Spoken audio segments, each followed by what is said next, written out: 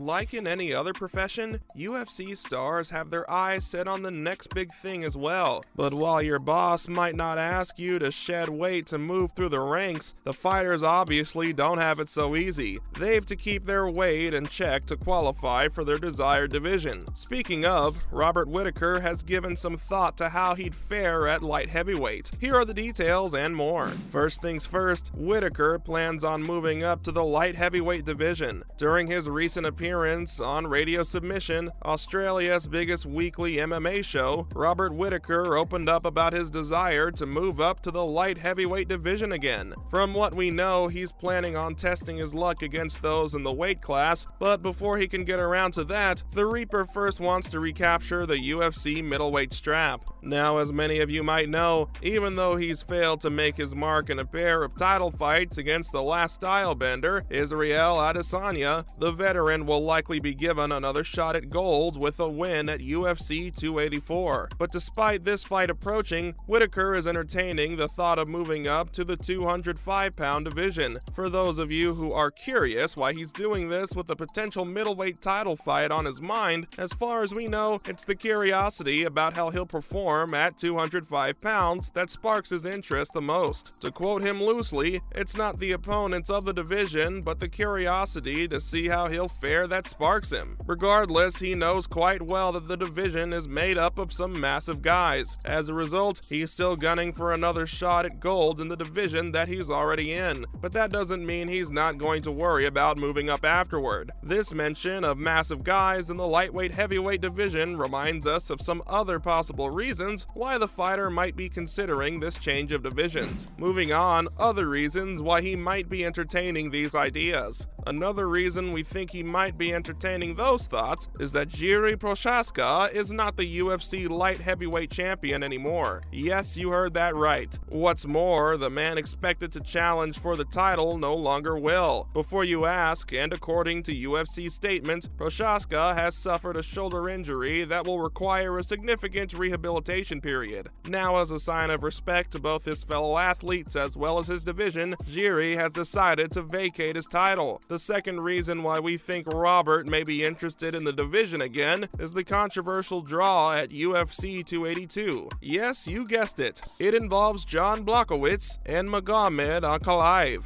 For those of you who don't know, the light heavyweight title remains vacant as a result of the judges awarding a draw when it was clear that Ankalaev should have won. Not to mention, it's got something to do with his retirement plans. If you're new to the Whittaker fandom, then you might not know the middleweight had a really up and down start in the UFC, but once he moved up to the middleweight division back in 2014, he hasn't looked back. Now when it comes to the 205 category, the fighter has similar plans. To elaborate, in a past interview, he explained that once he had jumped up to the light heavyweight division, he wasn't going to back down to 170. Besides the fact that it left several people before him completely starched, he explained how 205 was a more suitable division for him, minus the height disadvantage, of course. Speaking of disadvantages, at the time of this interview, one more thing that was stopping Whittaker from changing divisions was how well he was doing in his current one. Before anyone points this out, we know he was 0-2 against Adesanya, but let's not forget that he's beaten every other man he's faced at 185 pounds.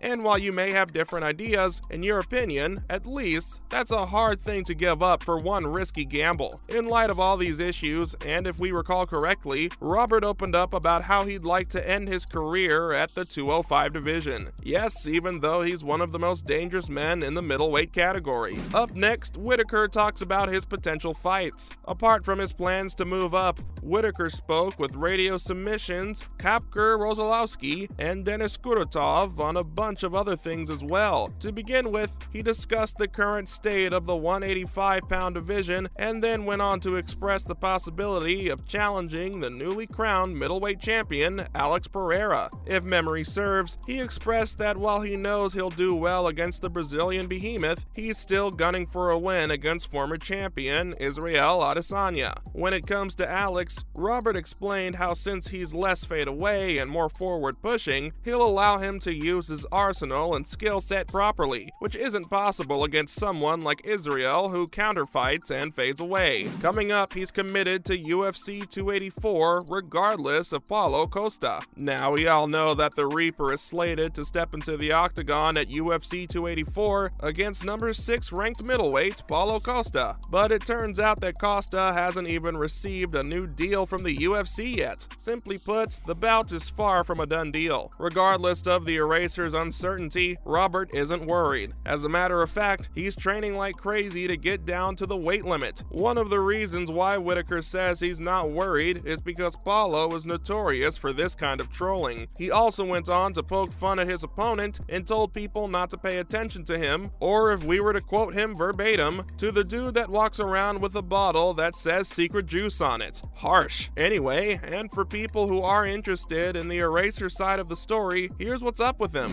Let's also talk about Paulo wants out of the UFC. One of the biggest misconceptions about MMA is that it's a lucrative career, but with the number of fighters who have come forward about their measly deals, that might not be the case after all. As unbelievable as it sounds, Costa also happens to be unhappy with his UFC deal. In consequence, after he's done with the one fight left on his current contract, he plans on becoming a free agent. Yes, you heard that right. He confirmed this in an interview with Ariel Helwani. Among other things, he also told the MMA Hour that it's not just him who's disappointed. He then went on to explain the money he's made in his fight against Marvin Vettori has resulted in a 20% reduction in his payments. It's something he means to talk about to his employers, but he's in no hurry. We don't know about you, but when it comes to us, this perfectly explains why he rejected the UFC's 6-fight extension and is refusing to fight Whittaker as well. Give the man his fair share, which, if we're looking at his rankings, should be nothing less than the lion's share.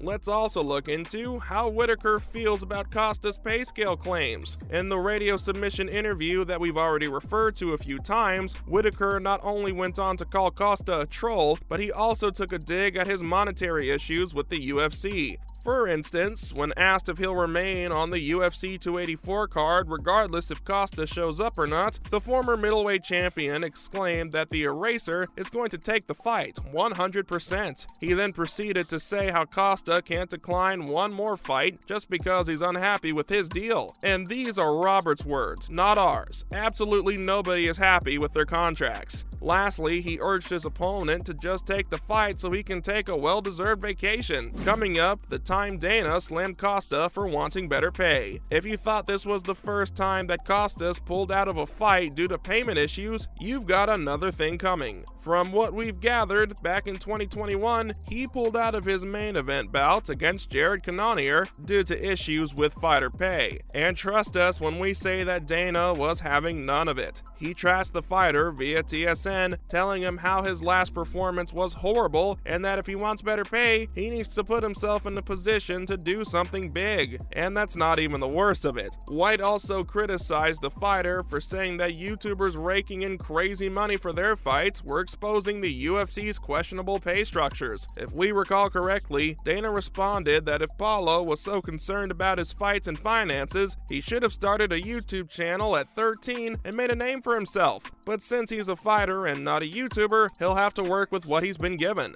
Yikes. Last but not least, everything we know about UFC 284. UFC fans, gather around. We're about to divulge everything we know about UFC 284 so far. As far as we know, a 5-round championship will see Alexander the Great, Volkanovski, take on Islam Makhachev, the newly crowned lightweight champion of the UFC. Then, as we all know by now, the former champion and world number 1 middleweight Robert the Reaper Whittaker will take on Paulo the Eraser Costa in a 3-round middleweight match. Following this, a light heavyweight clash will put Western Sydney fan favorite Tyson Pedro against abundant Zhang Mingyang. On the other hand, heavyweights Justin Tafa and Parker Porter fight for their titles. To add to that, and alongside Mingyang, Gold Coast Shannon Ross will also make his UFC debut against Clayton Rodriguez. Finally, there will be several local Australians taking to the octagon, including Melbourne's Jack Jack Jenkins, who will face off against Don Shainis in the featherweight division. As for the live stream, unlike past UFC PPV events, it'll be shown on TV channels, including BT Sport. That's a wrap for this video. How do you feel about Whittaker's decision? Do you think Paulo Costa should test out the free agent market? Which other fights are you looking forward to? Let us know in the comments below. Make sure to give this video a thumbs up and subscribe to our channel for more videos like this. See you in the next one.